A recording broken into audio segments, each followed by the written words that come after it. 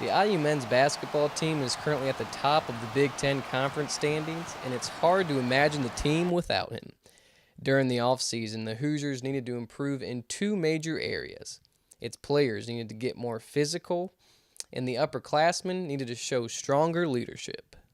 Max has been excellent. Max has been I hate to use the term big brother, but we didn't need him. I've said this before. We didn't need him to come in here and be a babysitter. We needed him to come in here and show leadership, with a bunch of young guys. Crean said Bielfeldt's guidance to a front court full of young freshmen cannot be undervalued. Thomas Bryant knows that he can always look to the former Michigan Wolverine for advice. Me coming in, being a freshman, not knowing the ways of the Big Ten so much, and also playing in these big games, it helps from learning from Max, who's a big man, to help me, down there in the post, or telling me like what can happen or what might happen. That makes a big help for me. And his production presence in the paint has been important too.